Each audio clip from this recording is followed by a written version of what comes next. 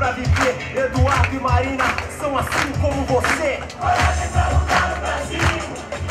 Eu tô com Eduardo e Marina. Coragem pra lutar no Brasil. Eu tô com Eduardo e Marina. Vem comigo, você que é de longe, você que é de perto, você que tá em dúvida, você que tá certo, você que quer ensinar, você que quer aprender, você que quer criar, você que quer fazer, você que é grande, você que é pequeno, você que é agitado, você que é sereno, você que é da cidade, do campo litoral, você que é diferente ou simplesmente especial. Todo brasileiro tem um sonho pra viver, mudar pra melhorar, mudar pra vencer. Todo brasileiro tem um sonho pra viver. Eduardo e Marina são assim como você. Coragem pra lutar no Brasil. Eu tô com Eduardo e Marina. Coragem, Brasil. Coragem pra lutar no Brasil. Eduardo e Marina. Eu tô com Eduardo e Marina. Coragem pra lutar no Brasil. Pra lutar no Brasil. Eu tô com Eduardo e Marina. Eduardo e Marina. Coragem pra lutar no Brasil. Coragem, Brasil. Eu tô com Eduardo e Marina. Eduardo e Marina. Coragem pra lutar no Brasil. Eu tô com Eduardo e Marina. Eduardo e Marina. Pra lutar no Brasil.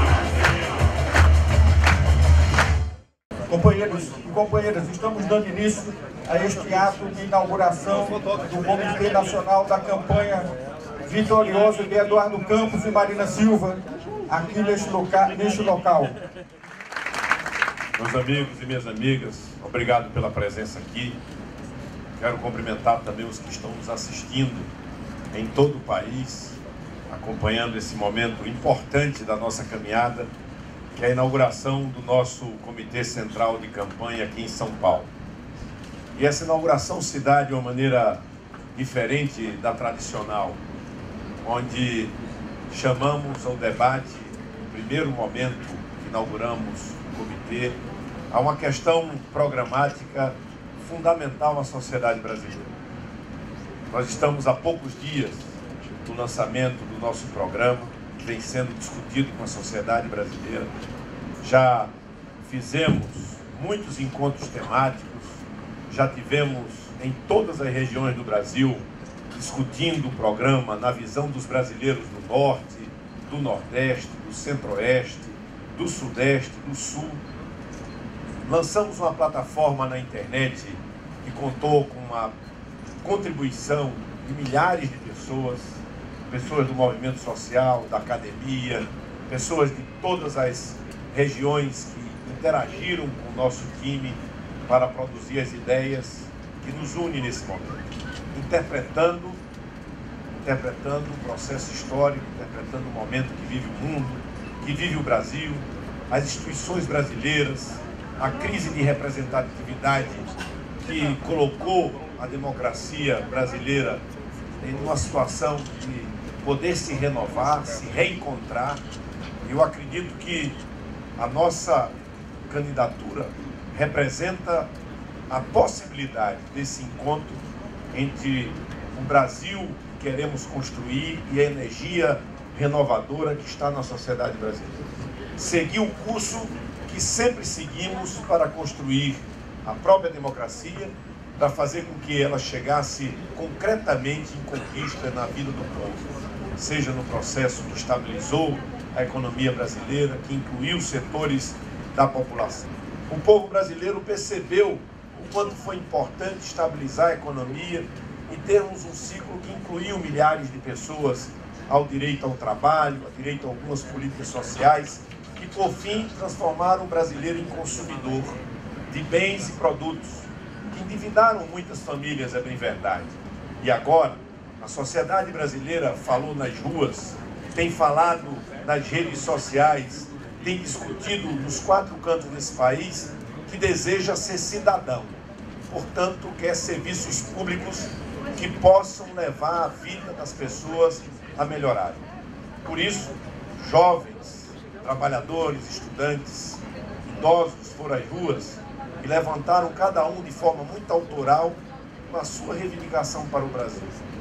E um dos temas centrais que veio foi exatamente a situação do sistema de saúde pública no nosso país. Não só de saúde pública, mas também do sistema privado de saúde que vive através da relação da saúde privada com os seus usuários, uma crise também que precisa ser discutida e onde o Estado brasileiro tem um papel na vigilância dos contratos firmados pela saúde privada e uma parcela da população. Nós entendemos que este encontro aqui marca claramente a leitura política que nós temos. É a hora do Brasil ter a coragem de inverter as prioridades.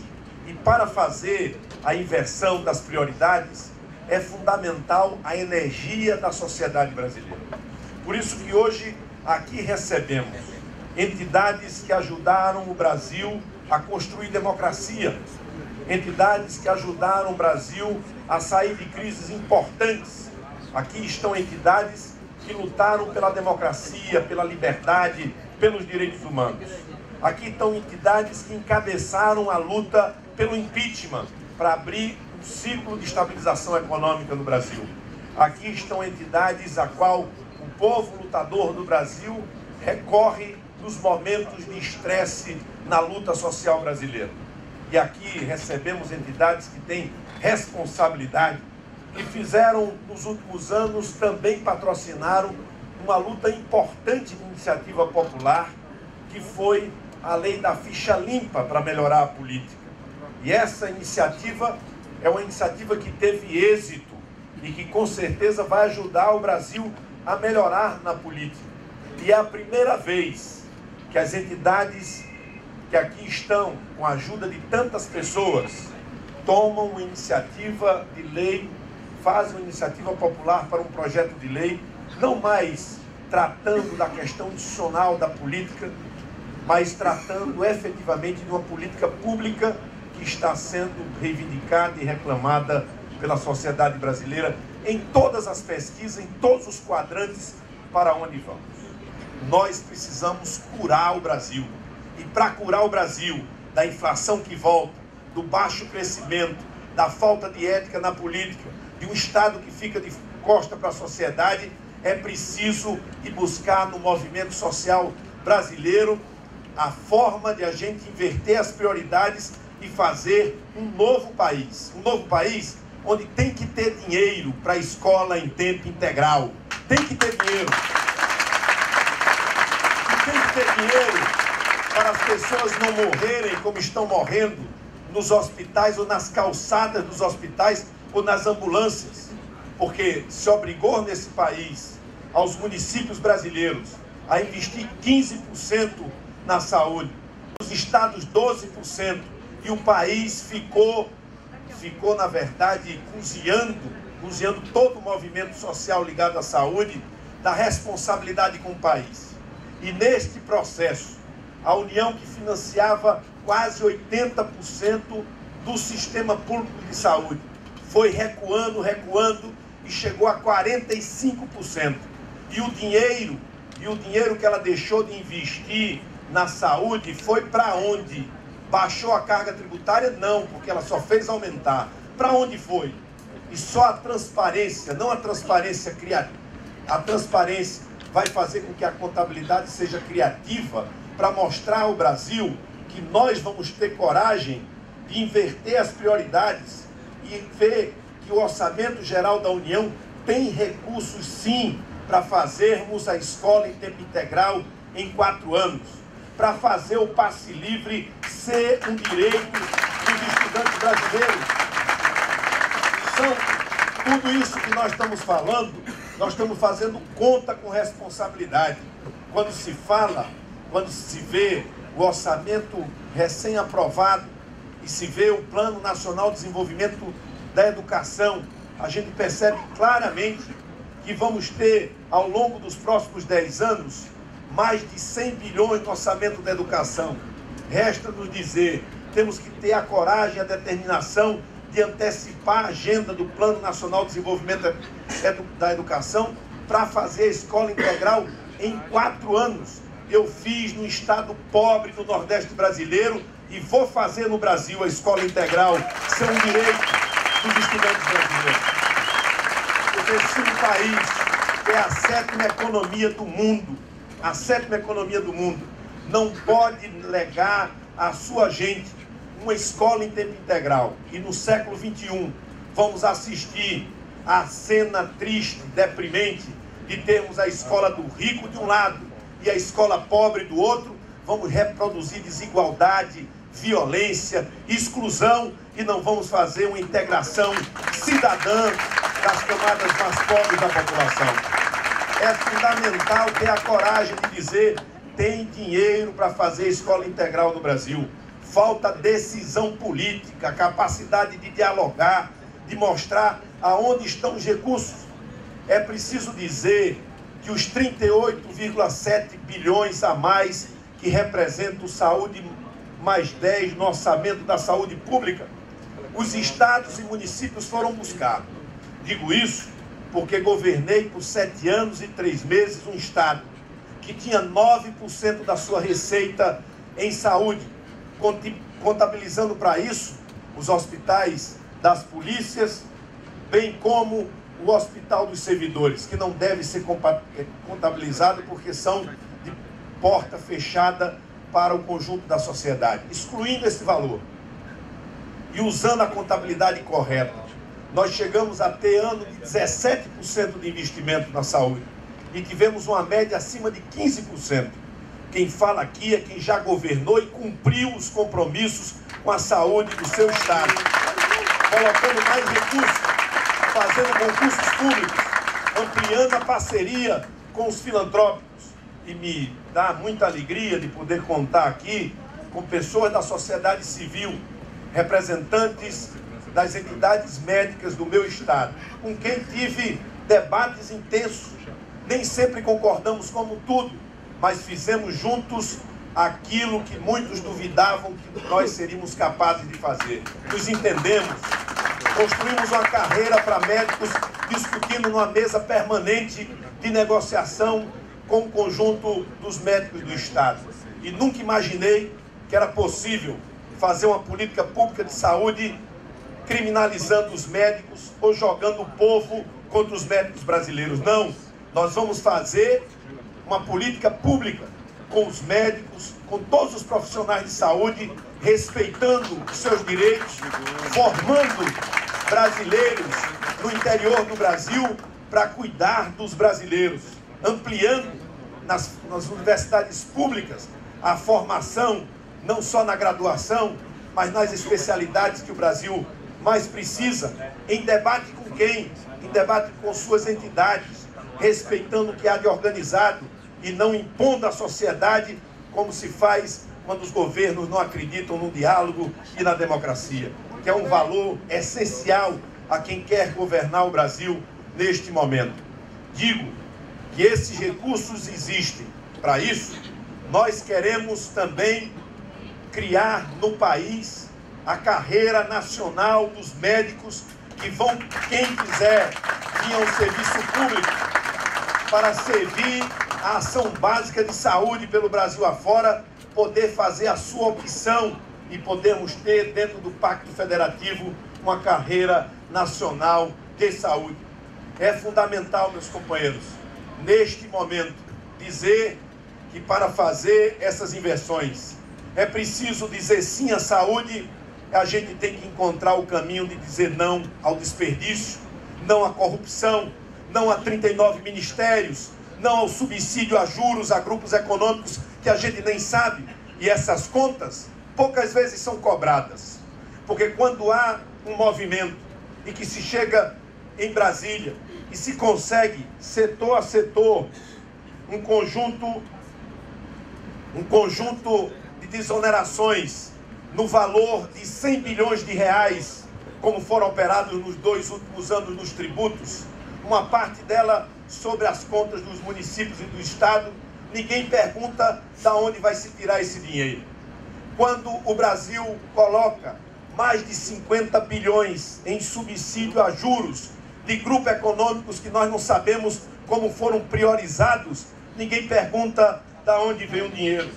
Quando o Brasil toma a decisão de colocar mais de 50 bilhões no setor elétrico, por erros crassos do atual governo, de responsabilidade quase exclusiva de Sua Excelência a Presidenta da República, que que fez com que o setor elétrico passasse agora um dos seus mais duros momentos de sua história.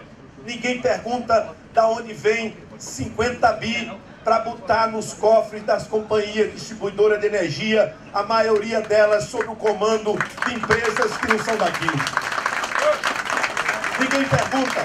Ninguém pergunta como é que a Petrobras consegue colocar 50 bilhões para segurar o seu custeio em funções de decisões, muitas vezes eleitoreiras, tomadas pela presidência da República.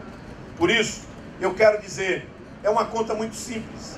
Nessas escolhas, nós vamos encontrar os 38,7 bilhões, nós vamos encontrar os 12 bilhões do passe livre, e nós vamos fazer com que o povo brasileiro olhe para Brasília, olhe para a União, para o governo federal, e se encontre, e se enxergue, reacredite e acredite na democracia, nas suas instituições, e que possamos fazer no serviço público e no SUS a grande mudança que nós precisamos fazer, que é organizá-lo, é ter gestão eficiente e é ter, sobretudo, uma visão humanitária na saúde, de respeito aos pacientes, de respeito a quem trabalha e luta nos hospitais, nas policlínicas, nas madrugadas, salvando vida pelo Brasil afora. Não podemos aceitar que a política de saúde seja simplesmente idealizar os que vêm de fora como os generosos e os que aqui estão como os carrascos. Não, a política generosa é pensar como com mais recursos financeiros e humanos, nós vamos fazer um sistema único de saúde que respeite a cidadania brasileira. Aqui foi dito há pouco, a condução responsável da economia que vamos fazer. Quando falamos em compromisso com a meta de inflação em 4,5%.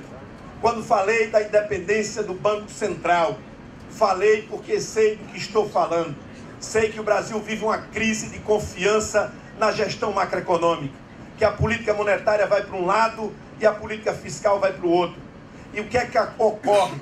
Ocorre o gasto que muitas vezes ninguém questiona e ninguém quer saber como. Esses erros, a mudança de marcos regulatórios em setores estratégicos para o Brasil, pararam os investimentos no Brasil, geraram sobre o Brasil uma expectativa negativa. E a gente sabe que tudo isso custou a elevação da taxa de juros no governo que prometeu desenvolvimento e foi o governo que, na verdade, se transformou no governo de toda a história republicana brasileira em que menos o Brasil cresceu. O governo que prometeu desenvolvimento freou o Brasil. O governo que prometeu a taxa de juros mais baixa lega ao Brasil hoje a taxa real de juros mais alta de todo o planeta. E esses equívocos, só 4% na Selic, que foi o reajuste vivido nos últimos meses pela condução equivocada, errada, errática do governo federal. Só 4% representa quase 110 bilhões de reais. 4% na Selic representa 3 vezes mais do que o movimento social reivindica para a saúde. Tem para os erros do setor elétrico 50 bilhões. Tem para os erros da política macroeconômica 110 bilhões. Não tem para os estudantes pobres terem uma escola em tempo integral. Para alguém não deixar a faculdade como cotista porque não tem a passagem de trem, de metrô e de ônibus. Não tem para salvar a mãe grávida, muitas vezes na porta de uma maternidade, tendo seus filhos na calçada, como a imprensa mostra. É esse país rebelado que quer ter, na disputa de 2014, uma opção que diga que veio para mudar de verdade o Brasil. E para mudar de verdade o Brasil, temos que mudar as prioridades, temos que mudar o jeito de fazer política, temos que colocar na oposição as forças atrasadas, fisiológicas, patrimonialistas que cercaram o governo da Dilma. E para isso é preciso assumir os compromissos concretos. Quem andar pelo Brasil diga: Eduardo e Marina vão garantir o Saúde Mais 10 no Brasil. E digam, nós vamos garantir a escola em tempo integral. Nós vamos fazer o Brasil viver um outro momento. Um momento em que a cidadania brasileira se sinta respeitada. Para isso, vamos curar o Brasil com as boas ideias, com as boas pessoas, com a união dos brasileiros. O Brasil será curado com a força do povo. Um grande abraço.